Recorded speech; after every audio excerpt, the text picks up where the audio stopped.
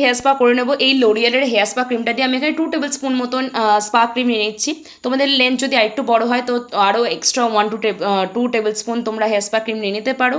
Just চুলটাকে normal mild shampoo দিয়ে shampoo করে চলে আসবে, তারপরে কোনো কন্ডিশনার, কোনো সিরাম, কোনো কিছু অ্যাপ্লাই করবে না। চুলটাকে জাস্ট নর্মাল টাওয়েল দিয়ে প্যাড ড্রাই করে নিয়ে ছোটো ছোটো সেকশন নিয়ে স্পা ক্রিম লাগিয়ে নেবে। কখনোই বড় সেকশন নেবে না, অল্প অল্প সেকশন নিয়ে। আর এখানে যেভাবে ভিডিওতে আমি টেনে টেনে অ্যাপ্লাই করছি, তাহলে স্পা ক্রিমটা আরও ভালোভাবে চুলে অ্যাবজর্ব হয়। আমি এখানে কোনো স্টিম দিচ্ছি না চুলে, কারণ আমার চুল অলরেডি প্রচুর ড্যামেজ, আর ড্যামেজ হেয়ারের ক্ষেত্রে বলে যে স্টিম না নেওয়াটাই বেটার। তোমার যদি ভার্জিন হেয়ার হয়, মানে কেমিক্যালি ট্রিটেড না হয়, তাহলে তোমরা অবশ্যই স্টিম নিতে পারো। তারপরে ভালো করে মাসাজ করে নিতে হবে। আর যদি বাড়িতে কেউ থাকে তাকেই বলবেন, আর নিজেরাই করে নেবে। তারপরে জাস্ট 20 মিনিট বা 15 থেকে 20 মিনিট রেখে জল দিয়ে, নর্মাল জল দিয়ে ধুয়ে নেবে। তাহলেই তোমরা দেখতে পাবে যে চুলটা তোমাদের কতটা শাইনি লাগছে।